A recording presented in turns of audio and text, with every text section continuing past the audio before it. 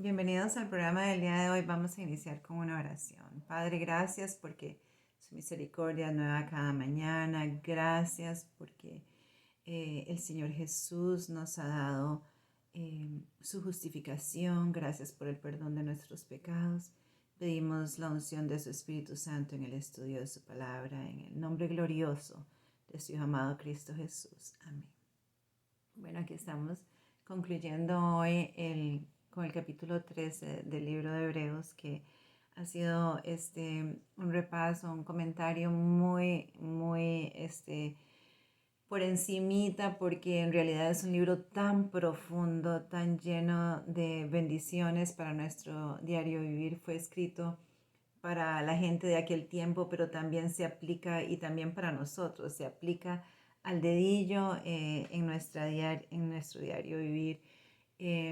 Ha sido un libro y es un libro que hemos venido viendo el poder del Señor Jesucristo, su dominio, su potestad, la salvación que Él nos ofrece, su deidad, la fe.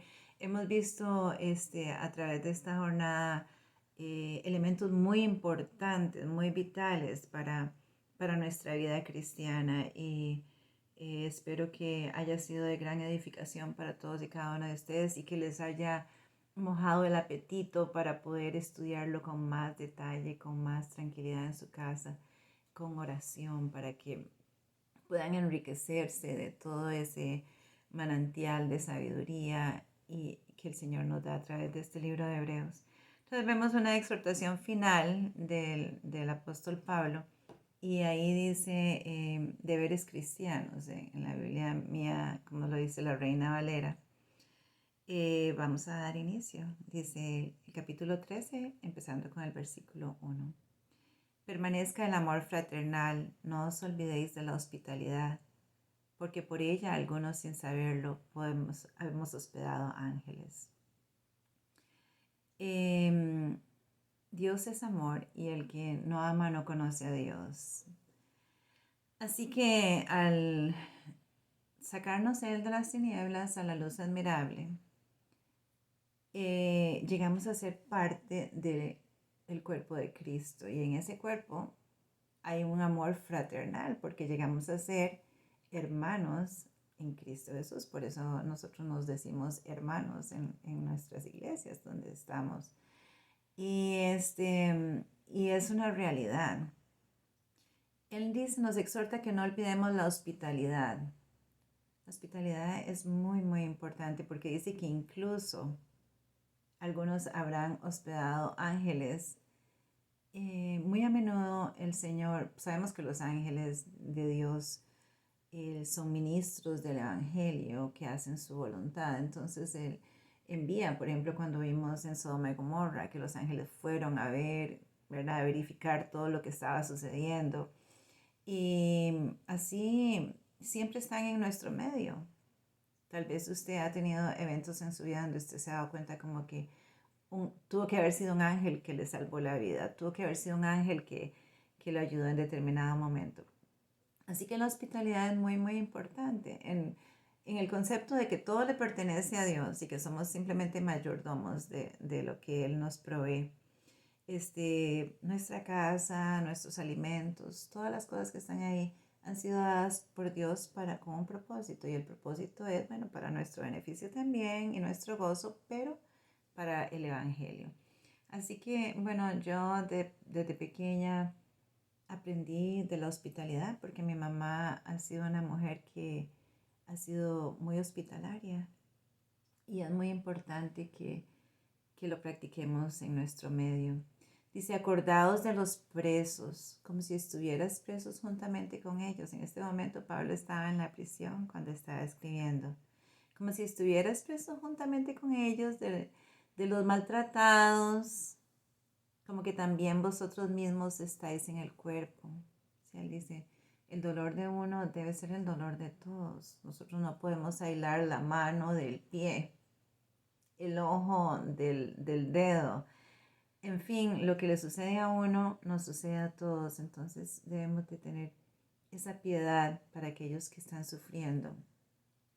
Dice, honrosos sean en todo el matrimonio, el hecho sin mancilla, pero a los fornicarios y a los adúlteros juzgará Dios. Bueno, ¿por qué? Porque Dios nos ha dado su ley, ¿verdad? Los 10 mandamientos, donde Él nos dice que no debemos de fornicar, no debemos de adulterar.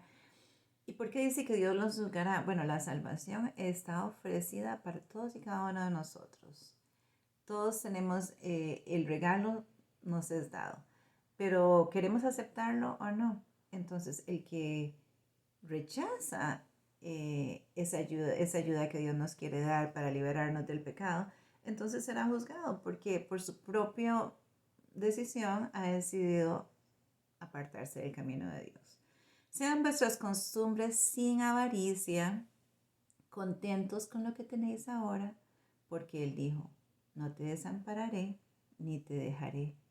De manera que podemos decir confiadamente, el Señor es mi ayudador, no temeré lo que me pueda hacer el hombre. Así que estamos llamados a no codiciar. Tenemos que practicar la gratitud, estar agradecidos con lo que Dios nos ha dado. Y así la vida va a ser más bonita, más alegre, más productiva.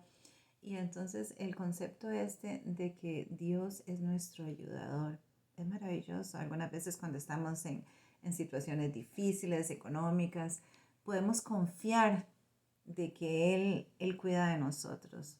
Porque el Señor Jesús dice que ni aun un pajarito cae de un árbol sin que su Padre Celestial se dé cuenta. Y dice, si vosotros siendo malos sabéis dar buenas cosas a vuestros hijos, ¿cuánto más el Señor no dará aquello que nosotros le pedimos en el nombre de Jesús, incluyendo el Espíritu Santo? Dice, acordaos de vuestros pastores que os hablaron la palabra de Dios, considerad cuál haya sido el resultado de su conducta e imitad su fe. Jesucristo es el mismo ayer, hoy y por los siglos. No os dejéis llevar de las doctrinas diversas y extrañas, porque buena cosa es afirmar el corazón con la gracia, no con las vindas que nunca aprovechan lo que se les ha ocupado de ellas. Entonces ahí él nos hace una referencia a la gratitud de aquellos que nos han llevado, aquellos pastores que nos han llevado en el camino del bien, pero también hay ahí como un aviso que él nos dice, siempre y cuando, ¿verdad? Está hablando que no hayan tenido doctrinas extrañas, porque todos estamos en este mundo y por eso tenemos la palabra de Dios, que es una lámpara y una luz en nuestro camino. Entonces nosotros no podemos dejarnos llevar aún por líderes en nuestra iglesia que estén profesando doctrinas falsas. Para eso tenemos la santa palabra de Dios, dice, a la ley y al testimonio, si no hablaren conforme a esto es porque no les ha amanecido. Entonces, esa sumisión debe ser en el Señor y de acuerdo a la voluntad de Dios, porque todos estamos propicios a caer. Vean, por ejemplo, Pedro, que estuvo con el Señor Jesús esos 3 años y medio de su ministerio, cómo amaba Pedro al Señor Jesús, cómo él estaba en su corazón, creía que iba a dar la vida por él si fuese necesario, pero en el momento, a la hora de la hora, cayó y negó al Señor Jesús tremendamente. Pero ¿lo amó el Señor menos en ese momento? No, no lo amó menos. Pero lo que estoy diciendo con esto es que debemos de estudiar detalladamente las escrituras para que podamos no ser engañados, que no seamos engañados por las doctrinas falsas. Y ahora estamos viviendo en un tiempo muy cercano a la venida del Señor Jesús, donde abundan las falsas doctrinas. Entonces dice el versículo 10, tenemos un altar del cual no tienen derecho de comer los que sirven en el tabernáculo, porque los cuerpos de aquellos animales cuya sangre a causa del pecado es introducida en el santuario por el sumo sacerdote, son quemados fuera del campamento, por lo cual también Jesús para sacrificar al pueblo mediante su propia sangre padeció fuera de las puertas. Salgamos pues a él fuera del campamento llevando su vituperio, porque no tenemos aquí ciudad permanente, sino que buscamos la porvenir. Hemos estudiado un poco acerca del santuario, del día de Yom Kippur, el día donde se expiaban los pecados anuales del pueblo de Israel, porque diariamente se hacían los sacrificios, se sacrificaba el cordero, la sangre se rociaba en el velo, pero una vez al año era el día de Yom Kippur donde se limpiaban el pecado del santuario. Entonces sabemos que el Señor Jesús, entonces él es nuestro sacrificio, Él era la sombra de lo que había de venir. Todas estas promesas que iniciaron en el jardín del Edén, cuando Dios prometió la salvación, que vendría el Mesías un día, que nos rescataría, que nos daría la oportunidad de ser reconciliados nuevamente con Dios. Entonces, Pablo está diciendo, ya dejémonos de las tradiciones, ahora concentrémonos en lo que es este sacrificio del Señor Jesús. Y dice, si ustedes recuerdan, algunas veces hemos mencionado en el estudio del santuario cómo habían dos cabritos, uno que era mandado al desierto y otro que era el que estaba sacrificado. Bueno, el Señor Jesús fue sacrificado fuera de la ciudad. Cuando vemos el relato ahí en Mateo 27, vemos, dice el relato, cuando él venía cargando la cruz, después de haber sido azotado tantas veces, maltratado, burlado, vituperiado, ofendido en gran manera. Él ya venía muy débil. Desde el jueves en la noche no había comido y había padecido una gran batalla espiritual donde él aún le dijo al Padre, Padre, si es posible, quita de mí esta copa, pero que no sea mi voluntad sino tu voluntad. Y él, nuestros pecados fueron todos cargados por él, y por eso es que hoy podemos encontrar la salvación. Pero cuando él venía saliendo, venía un hombre, un cirineo, que le pidieron que cargara la cruz por el Señor Jesús, porque ya el Señor Jesús no aguantaba el peso de esa cruz. Entonces aquí Pablo nos dice que también fuera de la ciudad, sabemos que ya este mundo no es nuestro destino final. Algún día Dios habrá nuevas todas las cosas, pero nuestro destino final es la Canaán celestial. Entonces también al aceptar al Señor Jesús, aceptamos el vituperio de la cruz, y entonces él dice que fuera de la ciudad, así como este cirineo cargó la cruz por el Señor Jesús, nosotros también, en una manera simbólica, debemos de morir al yo, a esas cosas que nos han apartado del Señor, y tomar esa cruz del Señor Jesús, que lo único que va a traer es bendición en nuestra vida, porque ya Él fue el que cargó por nuestra rebelión. Pero como el reino de Dios no es de este mundo, entonces todo debe de cambiar en nuestra vida, nuestra manera de pensar, de actuar. Por eso podemos llegar a ser nuevas criaturas en Cristo Jesús. Dice, salgamos pues a Él fuera del campamento, llevando el vituperio, porque no tenemos aquí ciudad permanente, sino que buscamos la porvenir. Así que ofrezcamos siempre a Dios por medio del sacrificio de alabanza, es decir, fruto de labios que confiesan su nombre. Y de hacer bien, de la ayuda mutua, no os olvidéis, porque de tales sacrificios se agrada a Dios.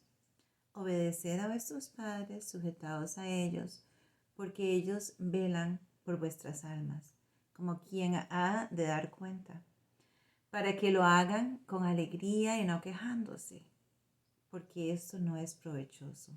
Orad unos por los otros, pues confiamos en que tenemos buena conciencia, deseando conducirnos bien en todo.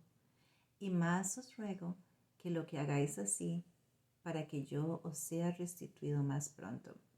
El consejo del amor cristiano, como digo, el Evangelio es productivo. El Evangelio no puede encerrarse. Entonces él nos da el consejo, bueno, llévense bien, trátense bien, obedezcan a sus padres en el Señor.